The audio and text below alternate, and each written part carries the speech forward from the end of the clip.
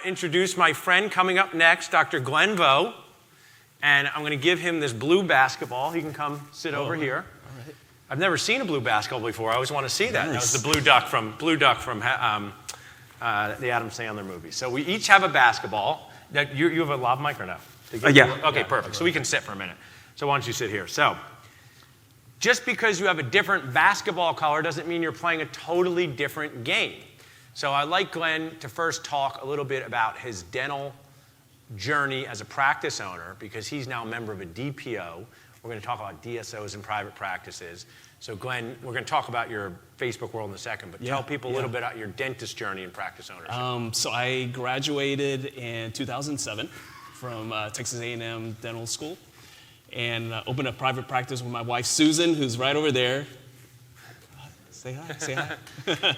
Spouse of a dentist, you can have as many free drink tickets as you want at the Sip and Stroll. Our thoughts are with you. and it was a good deal because she was a class ahead of me. So. Oh, she's a dentist too? Forget it. You've lost all that. You're just as professionally weird as Glenn. No problem. I got all her old tests, all her notes, so dental school is really good. But I'm paying it back now because I see all the hard patients in our practice now. About in 2020, we decided to partner up with MB2, Dental Partnership Organization. And a lot of times people ask me, it's like, why did you partner up with MB2? I mean, you're still young, your practice is growing and whatnot. And the theme of this meeting is level up. And so for me, every stage of my career, we had a startup, we grew the practice, we added some associates, now we have specialists, and we constantly leveled up. We had a 5-op practice, we have a 10-op practice now. And so as we were growing our practice, I was looking, well, what's the next thing?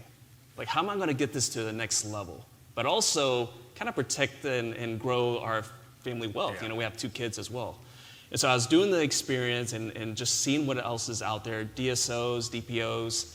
MB2 is something that resonated with us. And for those who are thinking about possibly joining a DSO or partnering up with a DPO, it's a real personal decision. You got to see who the visionaries of that organization is. You got to see what their culture is about.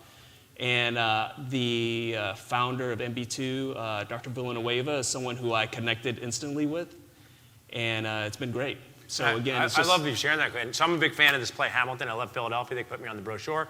Hope you find time to go to the American Revolution Museum. They have George Washington's original tent there. So who has seen Hamilton, the play? So there's a song, What Comes Next? Do they know how hard it is to lead? For you, Glenn, you're a private practice owner. Yeah. You and I tend to be positive people, so maybe we just keep our skepticism on the inside. But I'm sure you had either skepticism or concern. What were some of the questions you were asking to make sure that you were not going to be living a dental life that you regretted? Oh, well, I mean, everyone is so concerned about autonomy, right? And rightfully so. I mean, you practice dentistry, you grew your practice, and you're used to practicing the way you like to practice. And the biggest misconception out there is that whenever you partner up with a DPO or DSO, that automatically they come in there, they fire everyone, all your staff members, and they tell you to work a certain schedule. That isn't true. Now again, not every dentist is the same, not every practice is the same, not every DPO is the same. I could tell you, as someone being part of MB2, they never get in the way as far as our autonomy goes. Now, do they make suggestions like, for example, I wanted to cut back, and they said, hey, Dr. Vo, are you open to having some more specialists in the practice? You do a lot of the surgery, you're not practicing as much, can we get an oral surgeon in there? Can we get a periodontist in there? And my first question was, well, if it means I don't have to work anymore, sure, why not, right? So again, I always find if you say that to a dentist, it's always sure. Do I get to work less? Sure, what's the question? So it was an opportunity for you to manage your schedule different. Absolutely. So again, I mean, that's one of the things that was our concern, is that about the autonomy, and then also, I mean, about our staff. I mean, we care about our staff. And so those are some of the things that you guys need to consider when you're thinking about possibly doing a partnership. And I love you sharing that story, and Glenn's a great guy. Now I want to kind of go to your why for maybe doing this, and is that you also do other things. You have a group, Nifty Thrifty, dental garage sale. Was this so that you could spend some more time doing some of these things? Well, I mean, that's part of the reason, but a big part was that my kids were getting older. My son wrestles, my daughter swims. I wanted to be at all their practices.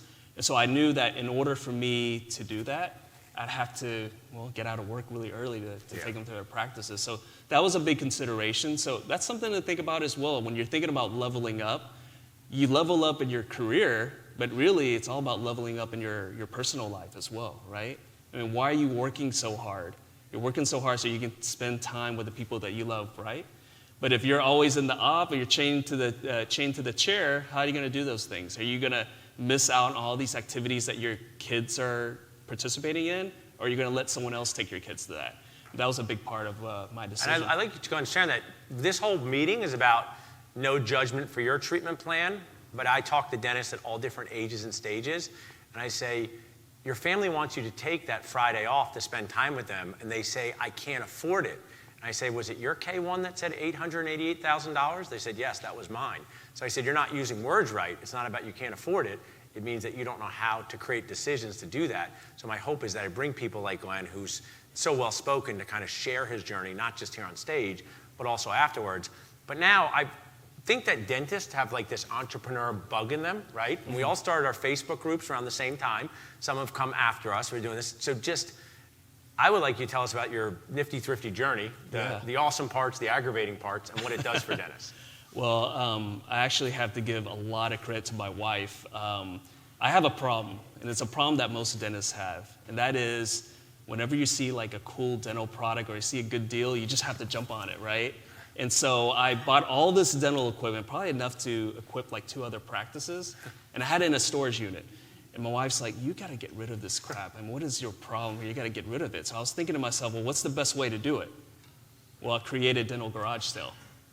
So then I was selling myself on dental garage sale. Then all these people start coming in. They were saying, hey, what's the best place to get like phone service, right? I say Mango Voice, right?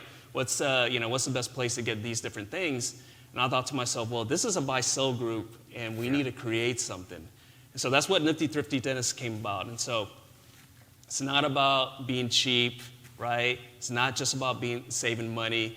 It's about being really smart with your money, right? So when you're doing a startup like myself, I didn't have a ton of money to buy all these different things. I had to be kind of nifty thrifty about it.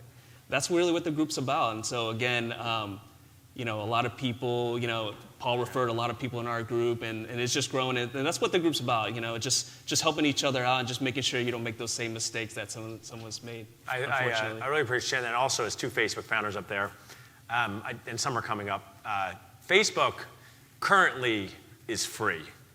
The groups inside of Facebook also free. And I share that I don't know if you've seen dentists act up a bit online, but people like Glenn and I and Bob D and all these people on this list, the Elijah Desmonds that you see here, we do this stuff because we love it. And there are, of course, opportunities to have sponsors of the group, but at its core, you can only start it because you want to connect dentists. So just like Rittenhouse Square, it's a totally free park where you can go and hang out, but on the weekends they have sponsors there. I think for the Alan Stearns, or the Lee Schriftmans, or the Mitchell Rubensteins, we had to go to the Greater New York meeting with a big backpack and put all our burrs in it to take it home, because that's how you bought things in the 1990s. And the ability to scroll through your phone, and I mean, I'm not joking, we only have Swell because of Glenn and because Jeff paid enough attention to get Swell, and it's made our life better. So while I have spent a lot of time championing face-to-face interaction, I also encourage you to participate in these online groups, because you can learn at any time, you can share at any time. Does anyone have any questions for Glenn about his journey? We have a few more minutes with him. If you'd like, we could run you a mic, or I can kind of continue to talk to him. Glenn, is there anything I missed in your journey about either Facebook, your DPOs, being nice to each other online, that you'd like to share with our audience? I mean, this is just proof that a Cowboys fan and an Eagles fan can be friends, yes, right? Exactly. I mean, speaking of the 90s, that was the last Super Bowl win, I think, right? Yeah. Speaking of the 90s, right? Yeah, Troy Aikman, right? Let's bring him out. Well, thanks so much for sharing with us on stage, Glenn. I really appreciate it. Let's get a photo. Let's make sure we get a photo of me and Glenn beforehand.